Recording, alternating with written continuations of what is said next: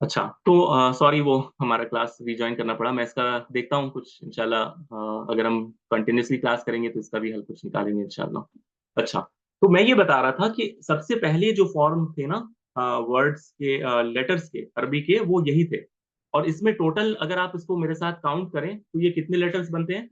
अगर आप मेरे साथ इसको काउंट करें, 1 2 3 4 5 6 7 8 9 10 11 12 13 14 15 16 17 18 19 20 21 तो ये 22 बनते हैं। 22। ठीक है, 22 हरूफ ये ओरिजिनल हरूफ थे अरबी जुबान के, जो फिनिशियन लैंग्वेज से हमारे पास मुंतकिल होकर आए थे। ठीक है, तो इसमें जब अरबों ने बोलचाल शुरू की और फिर जब दूसरे कौमों से इनकी मुलाकातें हुई, तो उनके यहाँ जब उन्होंने देखा कि ये इनके यहाँ और भी मखारिज हैं, और भी वेज ऑफ सेइंग लेटर्स हैं, यानी मुंह के अंदर कुछ ऐसे एरियाज भी हैं जो हम इन 22 के जरिए से अदा नहीं कर सकते। तो उन्होंने 6 और हरूफ को ऐड किया, और वो था सा, qa, जाल, वाद, ज़ा और गैन। तो ये टोटल कितने हो गए? 6 हो गए। हाँ, 22 पहले और बाद में 6, टोटल 28। अच्छा, अब इन 28 हरूफ को तो हमारे सामने मौजूद है। इन 28 हरूफ को एक इमाम गुजरे हैं, इमाम नस्र इब्न आसिम। इमाम नस्र इब्न आसिम, इन्होंने इन 22 हरूफ को क्या किया, आसानी के लिए, क्योंकि ये अबजद, हव्वस, खुत्ती, कलमुन, ये ऑर्डर उनको जरा अटपटा सा लग रहा था। तो उन्होंने क्या किया, उन्होंने कहा हम क्यों ना इसको इस तरह करें। और उन्होंने क्या किया कि जो एक जैसे हरूफ थे ना, उनको एक एक साथ लिखना शुरू किया। एक जैसे हरूफ को एक साथ लिखना शुरू किया। मिसाल के तौर पर अगर मैं लिखूं यहाँ पर, अगर मेरी स्क्रीन उम्मीद आप सबको दिख रही है, सबसे पहला, सबसे पहले अलिफ। ठीक है, अलिफ। इसके बाद उन्होंने क्या किया, बा। बा से मिलता जुलता कौन सा है? ता। यानी अभी आप ये समझ जाएं कि अभी वो स्ट्रोक्स अब यानी पहले तो स्ट्रोक्स भी नहीं थे ना, यानी ये दो डॉट्स भी नहीं थे यानी बा और ता एक जैसा दिखता था, बा ता और सा सब एक ही जैसे दिखते थे। लेकिन जब वो स्ट्रोक्स आ गए ना, तो उन्होंने कहा कि अब ये स्ट्रोक्स आ गए हैं, तो हम अब फर्क कर सकते हैं। अब हम फर्क कर सकते हैं बा और ता के बीच में। तो उन्होंने बा एक स्ट्रोक नीचे, ता दो स्ट्रोक ऊपर। फिर क्या आएगा, ता, ता। ठीक है, फिर जो है जीम, इसी से मिलता जुलता क्या है, हा। फिर इससे मिलता जुलता क्या है, फा। हाँ, फा। फिर दाल। फिर इससे मिलता जुलता क्या है, जाल, सॉरी, जाल। फिर रा। फिर इससे एक नुक्ता लगा दें तो जाय। यानी मैं आपको ये समझा रहा हूं कि ये क्यों इस तरह किया गया। ठीक है, जा, फिर सीन, फिर शीन, फिर साद, फिर वाद, सॉरी, वाद, फिर तो, फिर दो, हाँ, आइन, गाइन, फा। देखिए सब एक जैसे को एक एक तरतीब में ले आया वो। काफ। फिर काफ लाम हमेशा से पहले से मौजूद थे। मीम, नून, हा। हाँ, एक एक मिनट रुकेंगे, एक मिनट रुकिए, चीज जल्दी से खोल लेता हूँ। एक मिनट रुकिए।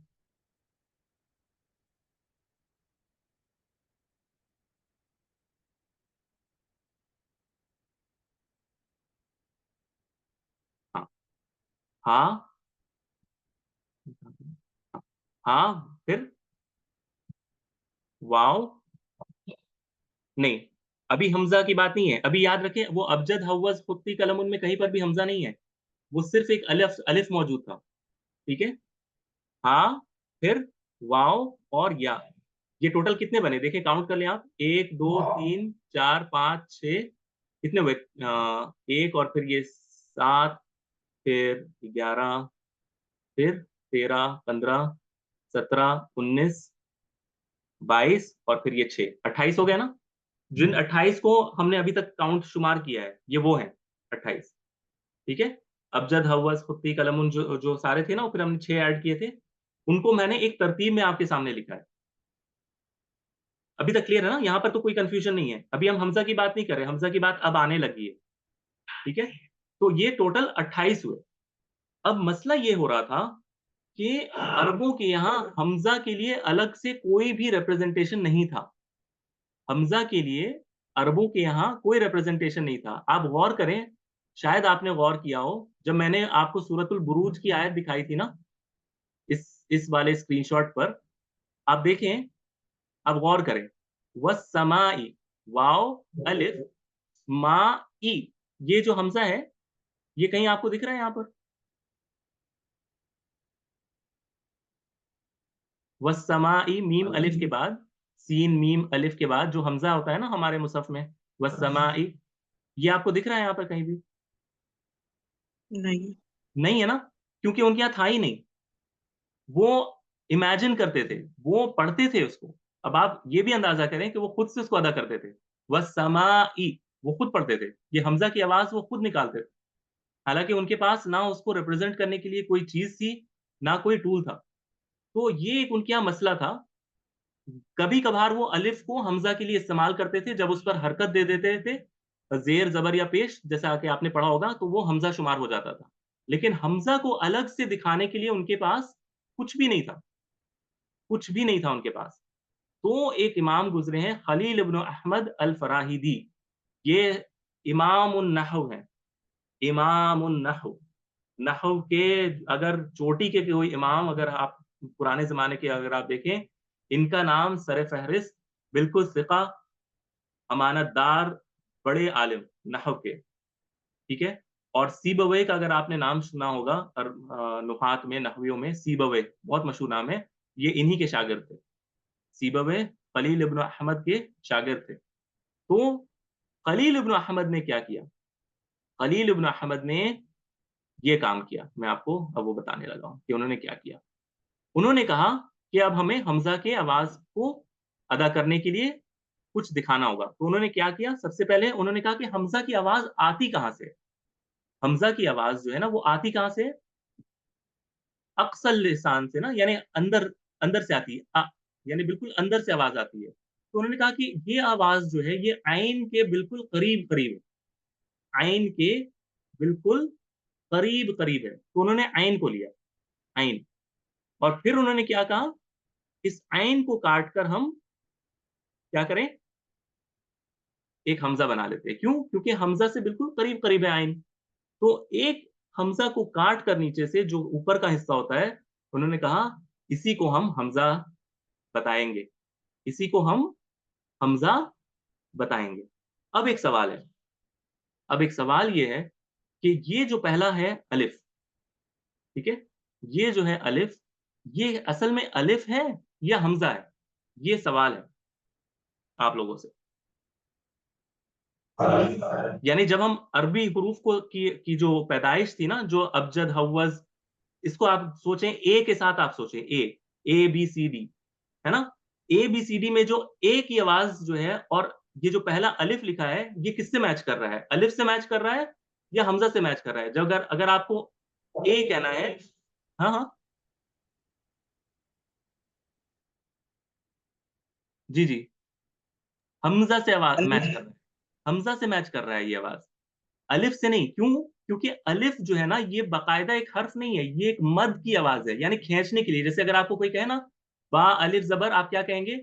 बा, बा। लेकिन अगर आपको कोई कहे हमजा अलिफ जबर, तो आप क्या कहेंगी?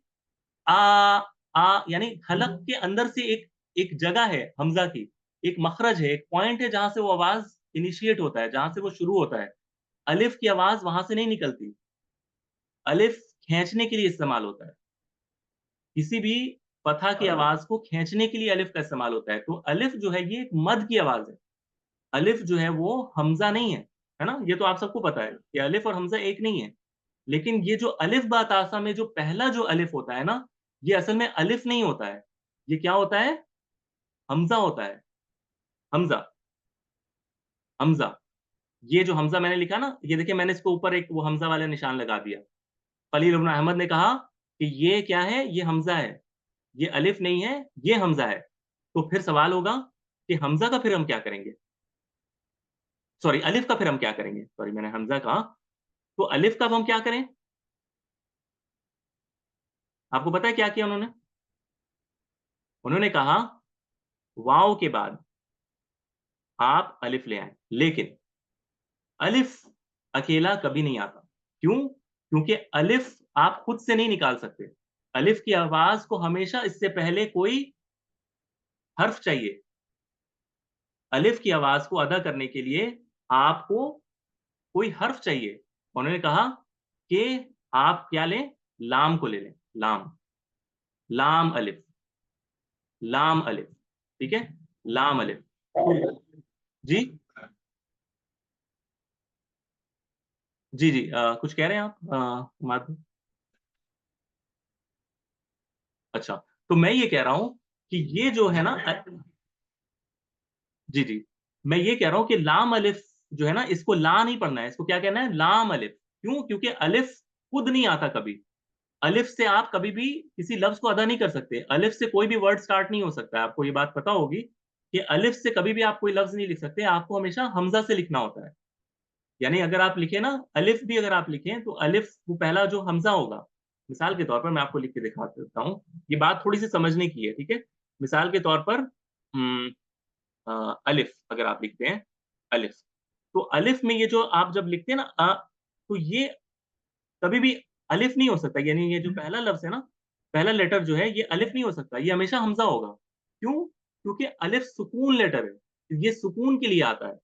इससे कभी भी आप हरकत नहीं दे सकती, इसको आप शुरू नहीं कर सकती। लेकिन अगर आपके पास लाम मुतहर्रिक इस तरह मौजूद हो और इसके साथ अगर आप अलिफ लिखना चाहें तो लिख सकती हैं।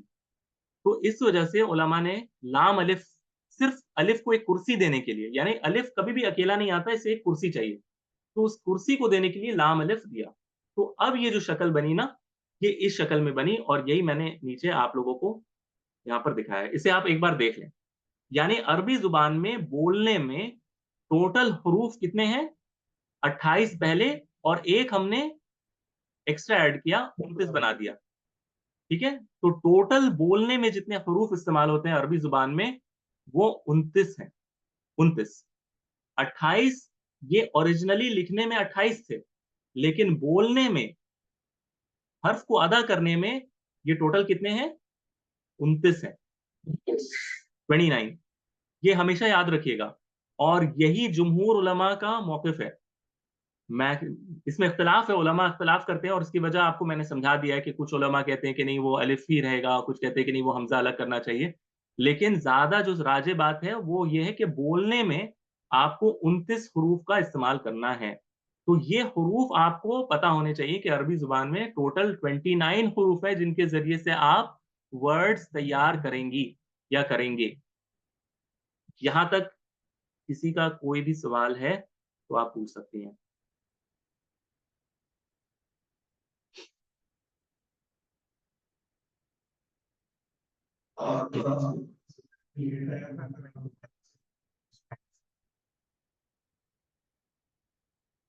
अच्छा, ओके, रिकॉल अभी तक हमने ये किया है।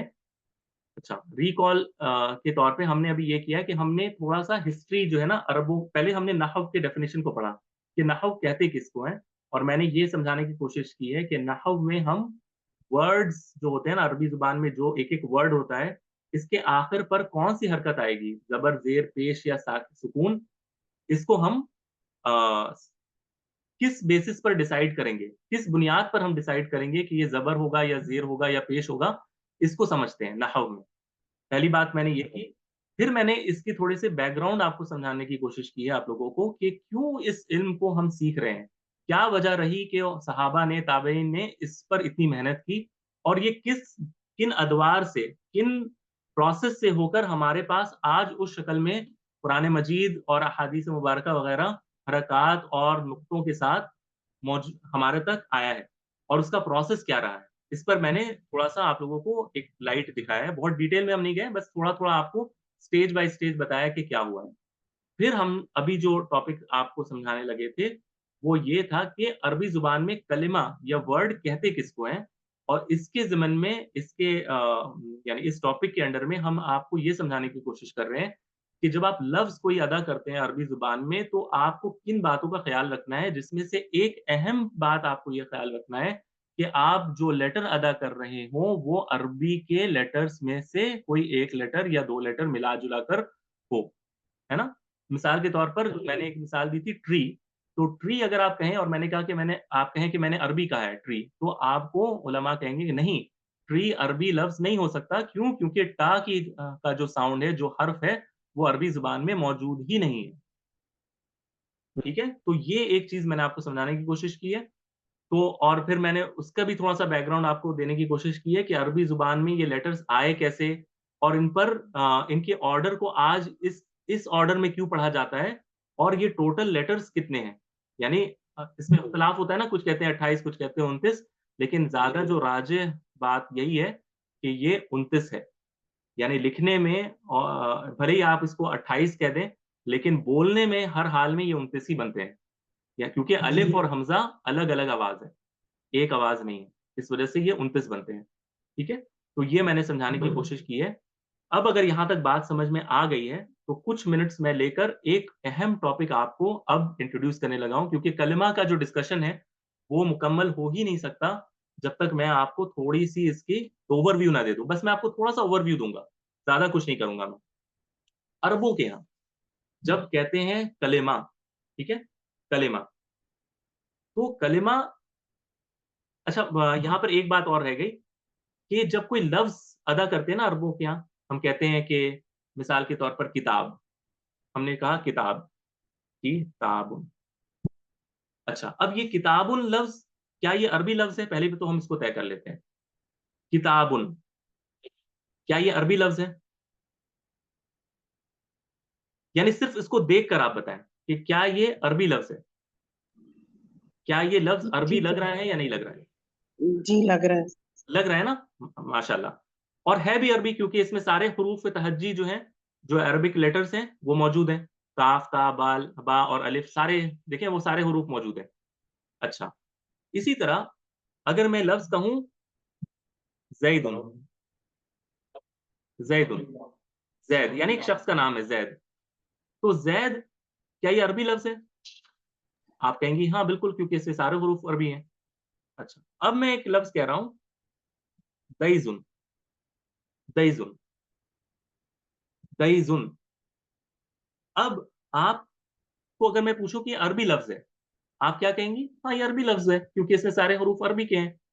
लेकिन क्या ये अरबों के यहाँ ये कलिमा कहलाएगा? क्या अरब इसको कहेंगे कि ये एक मेरा अरबी वर्ड है? तो जवाब है नहीं। दैज़ुन अरबी वर्ड नहीं, क्योंकि उनके यहाँ इस माने का कोई लफ्ज़ मौजूद ही नहीं है। दैज़ुन हाँ, अच्छा 1 मिनट मैं इसको एक्सटेंड कर देता हूँ। Extremely sorry. ओके, 1 मिनट रुकिए हाँ, मैं उनको शेयर कर देता हूँ।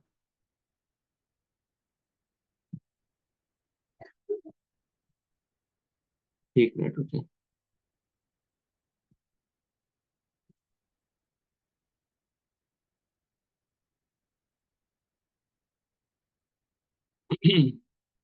अच्छा बस 1 मिनट रुक जाएँ, वो मेन साइड में ना उनका कॉल जो है वो कट गया था, तो बस 1 मिनट दे दें मुझे।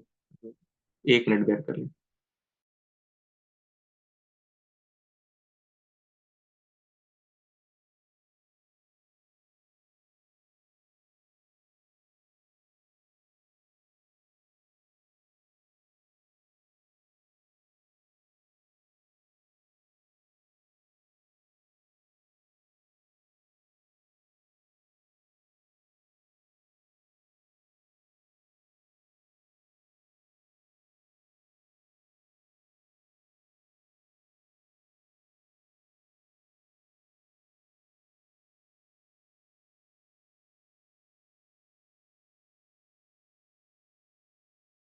जी माज़रत तो मैं ये बताने लगा था कि अरबों के यहाँ दैज़ुन जो लफ्ज़ है ना, अगरचे ये देखने में अरबी लग रहा है, लेकिन इसका कोई मीनिंग नहीं है उनके यहाँ।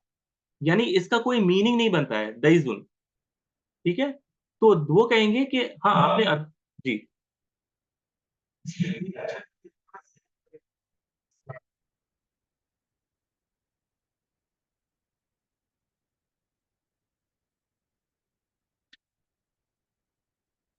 हाँ।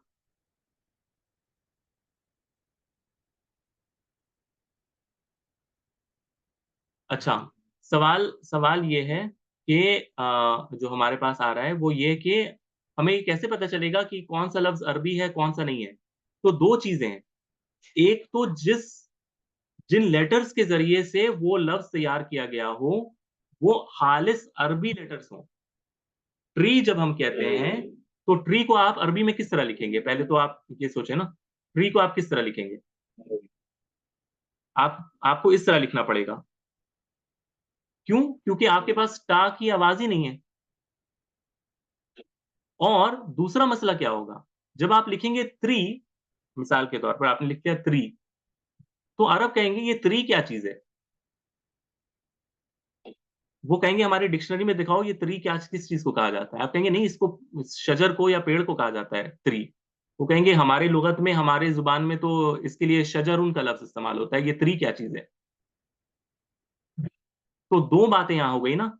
एक तो ये कि जिन लेटर्स के जरिए से इस लफ्ज को फॉर्मुलेट किया गया है, इसको तैयार किया गया है, उसमें प्रॉब्लम है ट्री में। दूसरा अगर हम जी जी जी जी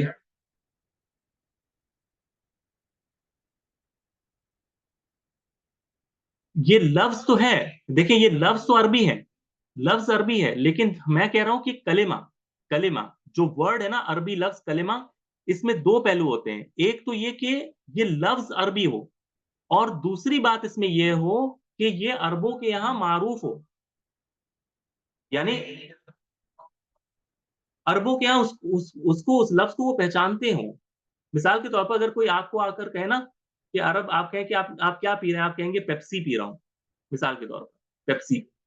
तो मसला क्या होगा, सबसे पहला पहला मसला ये होगा कि ये पा की आवाज आपने कहां से इंट्रोड्यूस की, ये तो अरब के यहाँ मौजूद ही नहीं है। फिर वो कहेंगे नहीं, मैं अक्सर बताता हूँ कि मैं रहता था ना तो इजिप्शियन के साथ एक, तो वो बेचारा कहता था मैं बेब्सी पी रहा हूँ, बेब्सी। क्यों? क्योंकि उनके यहाँ पा की आवाज ही नहीं है। तो वो पा के बजाय वो क्या कहता था, बेब्सी। और उनके यहाँ बहुत कॉमन है, पा की आवाज को अक्सर वो जो क्लोजेस्ट उनका जो मखरज है वो बा की आवाज है। तो वो हाँ, तो वो पाकिस्तान कहते हैं जी, बिल्कुल पाकिस्तान से पाकिस्तान, वैसे ही वो पेप्सी को पेप्सी कहते हैं। अब जब ये पेप्सी जो लफ्ज है ना, अब चलें ये तो एक ड्रिंक का नाम है, लेकिन मान लें कि कोई एक ऐसा लफ्ज है पाकिस्तानी समझ ले, तो पाकिस्तान जब अगर वो कोई कहेगा तो वो नहीं समझ सकता अरबी, क्योंकि वो पा की आवाज कौन सी चीज है, ये तो हमारे यहाँ फॉरेन लेटर है। तो आप इसको अरब का जो ना कोई लफ्ज बनाए, तो वो कहेंगे पाकिस्तान, तो फिर उनको समझ में आएगा कि ये एक मुल्क का नाम है पाकिस्तान, तो वो फिर पाकिस्तान कहेंगे, वो पाकिस्तान नहीं कहेंगे। जी जी हम्म, जी जी। नहीं, अरबों के यहाँ अलिफ बा पा जो है ना वो नहीं होता, लेटर जो है वो अरबी होना चाहिए। जो लेटर्स है ना, ये देखिए ये अरबी के लेटर्स हैं, इसमें आपको पा कहीं दिख रहा है? वो फॉरेन है ना। पा की, हाँ पी की आवाज या पा की आवाज तो अरबों के यहाँ मौजूद ही नहीं है। इसीलिए मैं कह रहा हूं कि ट्री जो है, इसको तो पहला लफ्ज आप जैसे ही ट्री कहेंगे वो अरब कहेंगे हमारा लफ्ज नहीं है। फिर अगर आप उसको ट्री भी कह दें, हाँ जी जी,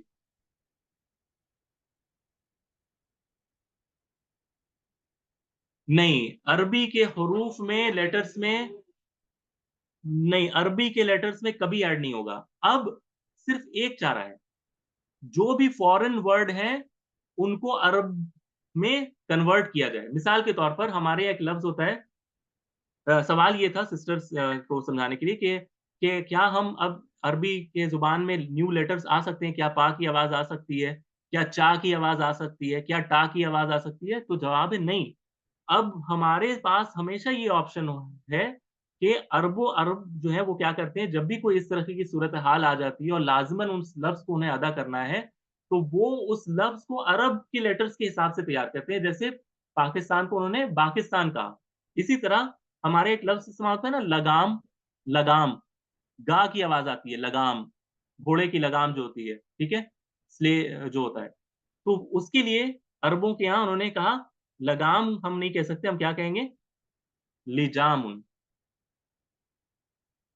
लिजाम, लगाम के लिए, हाँ, गा को जीम में कन्वर्ट कर दिया, इसीलिए इसी तरह कराची वो कहते हैं करातिसी, करातिसी, कराची को करातीसी बोलते हैं, ता और सा को मिलाकर। तो ये अब जो आज के दौर के जो कंटेम्पररी जो उलमा हैं अरब के, ये अब इनकी जिम्मेदारी है कि जब कोई फॉरेन वर्ड जैसे जैसे आता जाए, तो ये उसका मुतबादिल अरबी लफ्ज क्या तैयार होगा, ये पूरा एक उनका ऑर्गेनाइजेशन होती है, वो डिसाइड करती है कि इसका मुतबादिल लफ्ज क्या बनेगा अरबों के यहाँ। और कुछ काम हमारे उलमा ने पहले भी कर रखा है, जब वो फारिस में गए और दूसरे दूसरे ममालिक में गए, तो वो अलग अलग चीजों को जब वो देखते थे ना, तो वो उसको अरबों अरब अल्फाज उसको बना देते थे, यानी उसको कहते हैं एराब करना या फिर अरबी बना देना, तो ये काम वो किया करते थे। जी ठीक है, अभी अभी बात क्लियर है, जो जी जिसमें सर। जो अरब के यहाँ, जी, जो चीजें अरब के यहाँ मौजूद ना हो और वो मजबूर हो कि उस चीज को उसी तरह अदा करें, तो फिर वो करते हैं ये काम। अगर वो उसका मुतबादिल लफ्ज अरबों के यहाँ खुद मौजूद हो, मिसाल के तौर पर हमने देखा ना अभी ट्री, तो ट्री का तो उनके यहाँ शजर मौजूद है ना, तो वो क्यों ट्री को बनाएंगे, है ना। तो जो मुतबादिल उनके यहाँ लफ्ज मौजूद है, लेकिन कभी कभार ऐसा होता है कोई एक फल, मिसाल के तौर पर एक फल है जो अरबों के यहाँ होता ही नहीं था, अब वो फल उनके यहाँ अगर आ जाए और वो नाम जो है ना वो फॉरेन कोई हो, ठीक है, तो वो उसको वो कन्वर्ट, हाँ, तो वो आवोकाडो करेंगे, आवोकाडो, ठीक है, तो इस तरह वो करेंगे, क्योंकि वो उनको उस लफ्ज को अरबी बनाना है, समझ गए ना, हाँ, अल्हम्दुलिल्लाह। तो ये एक चीज थी, और मैं जो दूसरी बात बताने लगा था, सॉरी अगर आप लोगों को लग रहा है कि आज की क्लास बहुत ज्यादा हो गई है, तो मुझे बता दीजिएगा। अच्छा, ठीक है। मर्द जो हजरात है ना वो थकते नहीं है, औरतें जो है ना उनका काम होते हैं, तो मुझे बता दीजिएगा कि अगर आप लोगों को लगता है कि नहीं आज इतना ही रखते हैं, तो मैं ये समझा रहा था कि एक तो ये है कि वो लेटर्स जो है वो अ, अरबी होने चाहिए, और दूसरा कि जो वर्ड तैयार हो रहा है वो अरब के यहाँ उसका कोई मीनिंग होना चाहिए। तो मैंने आपको बताया था कि जैद तो एक चने शख्स का नाम है, लेकिन दीजुन या दईजुन, दईजुन, ठीक जैद का उल्टा कर दें आप, जैद को मैंने उल्टा करके लिख दिया है दईजुन, अगर आप दईजुन लें तो इसका कोई माना नहीं है उनके यहाँ, वो कहते हैं कि दईजुन क्या चीज है। हाँ ठीक है, इसमें दाल है, या है, जाय है, हम समझ रहे हैं कि ये अरबी लेटर्स हैं, बोलने में अरबी जैसा लग रहा है, लेकिन इसका कोई माना नहीं है, हमारे यहाँ इस वर्ड को हम पहचानते ही नहीं। तो अरब अरब के यहाँ जब कोई लफ्ज कहा जाता है कलिमा, वर्ड, तो ये अरबी लेटर्स से बना होना चाहिए, ठीक है, पहले तो ये बात है, और इसका कोई माना होना चाहिए जो किसी एक चीज पर दलालत करे, किसी चीज पर बताए, जैसे जैद एक शख्स का नाम है, शजर दरख्त को कहा जाता है, समक मछली को कहा जाता है, किताब बुक को कहा जाता है, तो एक माना होना चाहिए, किसी एक चीज की तरफ उसका रेफरेंस होना चाहिए, इशारा होना चाहिए। तो ये एक अहम चीज है कलेमा में। और आखिरी चीज जो मुझे आपको थोड़ा सा आपको समझाना है वो ये है कि अरबों ने, अरब के यहाँ एक बहुत अजीब सी चीज है और बहुत अच्छी चीज भी है एक एतबार से, कि जब उलमा ने देखा ना कि अच्छा अरबों के यहाँ जो अजम उलमा थे, जब उन्होंने देखा कि अच्छा चले हम देखें कि अरबों के यहाँ वर्ड्स की कैटेगरी क्या है, किन कैटेगरीज में वर्ड्स को पाया जाता है, तो उन्होंने देखा कि अरब सिर्फ 3 तरीके के लफ्ज बोलते हैं।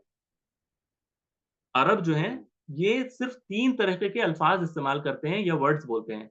या तो वो इस्म होता है, या तो वो फ़ेल होता है, या तो वो हर्फ होता है। इसके अलावा और कोई चीज़ वो अदा ही नहीं करते। यानी जब भी अरबी आप बोलेंगे, कोई भी वर्ड आप उठाएँगे, या तो वो इस्म होगा, या तो वो फ़ेल होगा, या तो वो हर्फ होगा। अब ये इस्म, फ़ेल और हर्फ क्या चीज़ है? मैं आपको थोड़ा-थोड़ा सा बता देता हूँ। इस्म, और ये हम नेक्स्ट क्लास में डिटेल में पढ़ेंगे इंशाल्लाह। इस्म कहते हैं कोई एक ऐसे वर्ड को जो किसी चीज़ की तरफ इशारा करे कि ये फलाँ चीज़ है, लेकिन इसमें कोई टेंस ना हो, यानी कोई ज़माना पाया ना जाता हो कि ये किस ज़माने में ये चीज़ हो रही है, ठीक है? मिसाल के तौर पर आप कहते हैं मोहम्मद, अब मोहम्मद एक शख्स का नाम है, अब मोहम्मद ये पिछले ज़माने का है या हाल के ज़माने का है या फ्यूचर का है, इसमें कोई इशारा नहीं है। यानी ज़माने का इसमें कोई ज़िक्र नहीं है, सिर्फ़ एक शख्स का नाम है। फ़ेल भी एक काम होने पर दलालत करता है। फ़ेल किसी काम के होने पर दलालत करता है या रेफ़र करता है। It shows that a work is being done और साथ ये भी वो बताता है कि ये किस ज़माने में हो रहा है। Whether it is happening in the past यानी माज़ी में ये कोई चीज़ हो रही है, हाल में हो रही है, करंट या मुस्तक़बिल या फ्यूचर में ये बात हो रही है। मिसाल के तौर पर मैं खाता हूँ, मैं अभी खा रहा हूँ, ये प्रेज़ेंट है। मैं खाऊँगा, ये फ्यूचर है। मैंने खा लिया, ये पास्ट है। तो फ़ेल अरबी ज़ुबान में फ़ेल इसको कहते हैं।